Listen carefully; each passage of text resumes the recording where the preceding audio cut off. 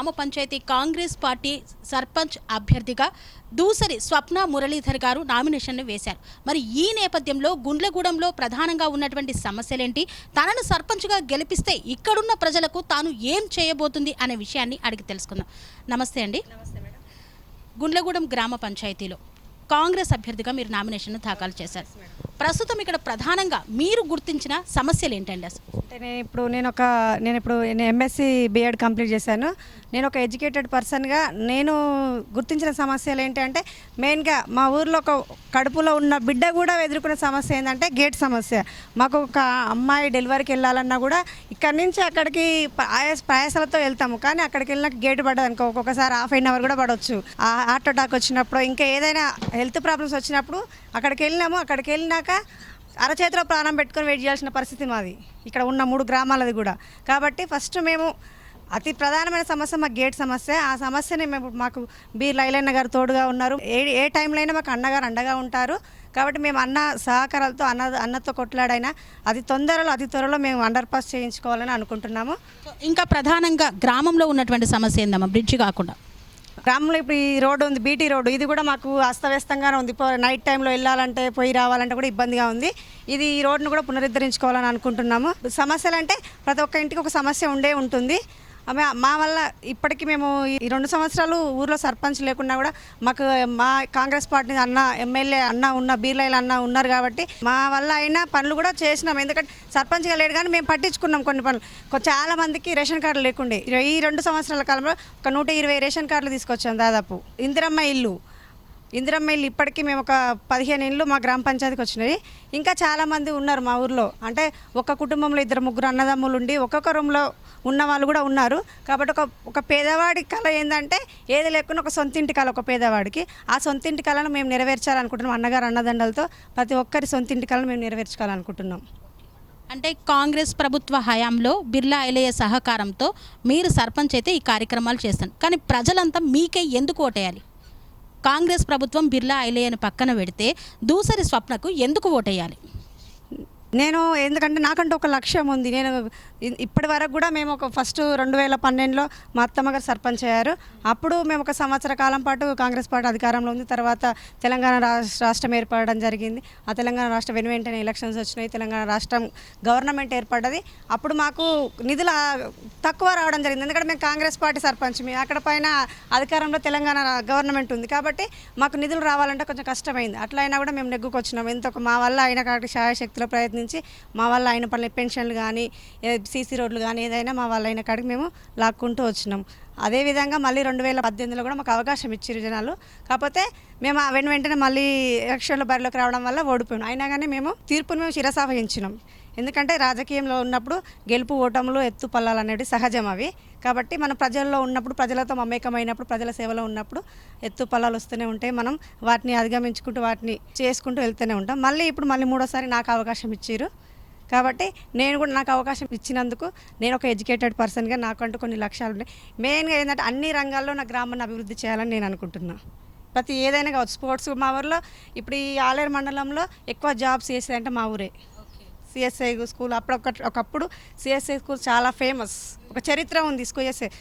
ఇక్కడ చదువుకున్న ప్రతి ఒక్కరు మ్యాక్సిమం మా ఊర్లో జాబ్ హోల్డర్సే. కాబట్టి చాలామంది ఉన్నారు మా ఊర్లో. ఇప్పటికీ జాబ్స్ రాస్తూ ఉన్న వాళ్ళు చాలామంది ఉన్నారు. నేను కూడా బీఎస్సీ ఫస్ట్ అటెంప్ట్ 1.6లో పోయింది నాకు కూడా జాబ్. కాబట్టి వాళ్ళందరి సహకారంతో, యూత్ అందరి ఎడ్యుకేటెడ్ పర్సన్ అందరి సహకారంతో స్పోర్ట్స్ విషయంలో కూడా వాళ్ళకి కావాల్సిన సదుపాయాలు వాళ్ళకి కల్పించాలి. ప్రతి ఒక్క గ్రామంలో ఉన్నటువంటి ప్రతి ఒక్కరి కనీస అవసరాలు, మౌలిక సదుపాయాలు కల్పించాలనేది నా ఉద్దేశం. అది ఏ రకమైన సదుపాయమైన కావచ్చు, అవసరం కావచ్చు, ప్రతి ఒక్కరికి నా దగ్గర నాకు అవసరం ఉంది, నాకు ఈ పని చేసి పెట్టండి, ప్రతి ఒక్కరికి అది ఎవరైనా సరే చేసి పెట్టాలనే ఉద్దేశం నాది. ఉపాధి కల్పన కల్పించాలన్న ఉద్దేశం ఏమన్నా ఉందా? అందరు ఎడ్యుకేషన్సే అన్నారు, ఉద్యోగ కల్పన లేకుండా కూడా ఉన్నటువంటి వాళ్ళు ఉన్నారు. సో దానిపైన మీ ఆలోచన ఏంటి?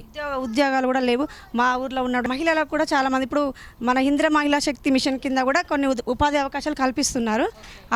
అందులో కూడా మా గ్రామ ప్రజల్ని నన్ను గెలిపించి నన్ను ఆశీర్వదిస్తే ఇందిరా మహిళా శక్తి మిషన్ కింద నా గ్రామ ప్రజల యొక్క మహిళలకు కూడా నేను ఉపాధి పరంగా భాగస్వాములు చేయాలని అనుకుంటున్నాను నేను. బిర్లా ఐలన్న గారు అండదండలతో వాళ్ళకు కూడా అందులో భాగస్వాములు చేస్తాను. ఇప్పుడు ఇందిరా మహిళా శక్తి మిషన్ కింద ఇప్పుడు బస్సులు రెంట్ తీసుకొని కానీ నడుపుతున్నారు, క్యాంటీన్లు నడుపుతున్నారు. అందులో నా గ్రామ ప్రజలను కూడా నేను ఇన్వాల్వ్ చేసి వాళ్ళకు కూడా ఎంతో కొంత ఉపాధి కల్పించాలి అని అనుకుంటున్నాను. పాఠశాలల పరిస్థితి ఏందండి ఈ గ్రామ పంచాయతీలో? ఇప్పుడు మన ఎంపీ చామల కిరణ్ కుమార్ రెడ్డి గారి యొక్క సమక్షంలో మాకు అండర్ పాస్ శాంక్షన్ అయింది. అతి త్వరలో దాన్ని మేము కంప్లీట్ చేయిస్తాం. ఇక్కడ ప్రధానంగా విద్యార్థులు పాఠశాలల పరిస్థితులు, అంగన్వాడీల పరిస్థితులు ఎలా ఉన్నాయి? అంగన్వాడీ మాకు ఇప్పుడు నడుస్తుంది, కాకపోతే మాకు గవర్నమెంట్ స్కూలు పిల్లలు లేక క్లోజ్ అయిపోయింది. ఇక సిఎస్ఐ స్కూల్ మాకు ఎయిడెడ్ స్కూల్, అది అప్పటి నుంచి ఉంది. మాకు సిఎస్ఐ స్కూల్ రన్ అవుతుంది, కానీ మా ఉన్న గవర్నమెంట్ స్కూలు క్లోజ్ అయింది. మా వంతు చేయాలని అనుకుంటున్నాం, మేము కూడా బలోపేతం చేయాలని అనుకుంటున్నాం. ప్రభుత్వ పాఠశాల బలోపేతం చేయాలని అనుకుంటున్నాం. మీ ఊరికి మరి బస్సు సౌకర్యాలు ఎలా ఉన్నాయండి? బస్సు సౌకర్యం మాది ఆలేరుకు ఎంత 1.5 కిలోమీటర్లు లేదు కాబట్టి మాకు బస్సు సౌకర్యం అనేది లేదు. ఇక అతి దగ్గరలో ఉంది కదా మాకు ఆలేరు, అందువల్ల మాకు బస్సు సౌకర్యం బైకుల మీదనే వెళ్తుంటారు. మరి ఒకవేళ ఆలేరుకు చదువుకోవడానికి పిల్లలు వెళ్ళాలంటే స్కూల్ బస్సెస్ వస్తాయి మా ఊరికి. సో మిమ్మల్ని సర్పంచ్గా ఎన్నుకుంటే ఈ గ్రామ ప్రజలకు మీరేం చేస్తారు? నేను ఇది చేస్తా, అండర్ పాస్ బ్రిడ్జ్ పక్కన పెట్టండి, అది ఆల్రెడీ శాంక్షన్ అయిపోయింది, పనులు నడుస్తున్నాయి. నెక్స్ట్ మీరు ఏం చేస్తారు? నెక్స్ట్ అంటే ప్రతి ఒక్క రంగంలోనూ డెవలప్మెంట్ తీసుకురావాలని నేను అనుకుంటున్నా. ఈ ఆలూరు మండలంలో ఒక 16 గ్రామ పంచాయతీలు ఉన్నాయి. ఆ 16 గ్రామ పంచాయతీలకు నా గ్రామ పంచాయతీ ఆదర్శంగా తీసుకురావాలని నేను అనుకుంటున్నాను. అది ఏ రంగమైనా కావచ్చు. అట్లా అన్ని గ్రామ పంచాయతీలలో ఆదర్శ గ్రామ పంచాయతీగా మీ ఊరిని నిలుపుతారు. నాకు అవకాశం ఇస్తే నేను చేయాలని అనుకుంటున్నా. కాంగ్రెస్ ప్రభుత్వం నుండి పథకాలు ఏమైనా మీ గ్రామానికి వచ్చాయా ఇప్పటివరకు? వచ్చాయండి. ఇప్పుడు ప్రతి ఇంటికి ఫ్రీ కరెంట్ వచ్చిందండి. అందులో ఇందిరమ్మ ఇల్లు పథకం కింద మా గ్రామానికి 15 ఇండ్లు శాంక్షన్ అయినాయి. చాలా వరకు కంప్లీట్గా దగ్గరలో వచ్చినాయండి. అందరు బిల్లులు సక్రమంగా టైంకి వచ్చేస్తున్నాయి బిల్లులు. రేషన్ కార్డులు ఒక 120 రేషన్ కార్డులు తీసుకొచ్చామండి. మేము ఈ జస్ట్ 2 మంత్స్లోనే 120 రేషన్ కార్డులు ఇప్పించామండి. ఇందిరా మహిళా శక్తి చీరలు పంపిణీ జరిగింది. ఫస్ట్ మా డ్వాక్రా గ్రూప్లో ఇప్పుడు అందరు రేషన్ కార్డు ఉన్న ప్రతి ఒక్కరికి ఇస్తున్నారండి. కాకపోతే ఎలక్షన్ కోడ్ కారణంగా 2 days ఇవ్వగా కొంతమంది మిగిలిపోయారు. వాళ్ళకు కూడా ఎలక్షన్ అయిపోగానే పంపిణీ చేసేస్తామండి. ప్రభుత్వం నుండి వచ్చేటువంటి ప్రతి ఒక్క పథకం మీ గ్రామానికి అందుతుందండి. ఇప్పుడు అందుతుంది. సీఎం రిలీఫ్ ఫండ్లు కూడా మేము మా గ్రామానికి ఈ ఐలన్న గారు గెలిచినాక చాలా మందికి సీఎం రిలీఫ్ ఫండ్లు ఇవ్వడం జరిగింది.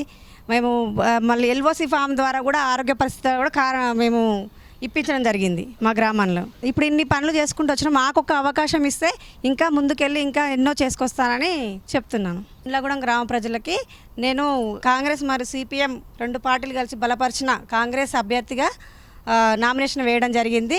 నాకు ఇందులో కత్తెర గుర్తును కేటాయించడం జరిగింది. కాబట్టి అందరూ నన్ను ఆదరించి ఆశీర్వదిస్తారని అనుకుంటున్నాను. నాకు నా ప్రజల మీద పూర్తి నమ్మకం ఉంది, విశ్వాసం ఉంది. కాబట్టి దయచేసి అందరూ నన్ను ఆశీర్వదించండి వేడుకుంటున్నాను. ప్రతి ఒక్కరిని పేరు పేరున వేడుకుంటున్నాను. గుండ్లగూడెం గ్రామ పంచాయతీ కాంగ్రెస్ పార్టీ అభ్యర్థిగా దూసరి స్వప్న మురళీధర్ గారు నామినేషన్ను దాఖలు చేశారు.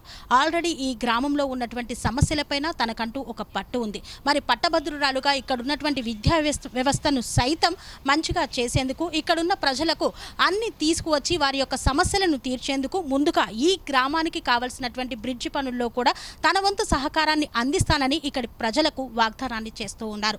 మరి కాంగ్రెస్ ప్రభుత్వ హయాంలో ఉంది కాబట్టి బిర్లా ఐలయ్య ఇక్కడున్నటువంటి ప్రతి ఒక్క గ్రామ పంచాయతీకి చేయూతనిస్తున్నందున మరి ఇక్కడున్నటువంటి ఈ అభ్యర్థిని ఇక్కడి ప్రజలు ఏ విధంగా ఆశీర్వదించి గెలిపిస్తారో వేచి చూడాలి.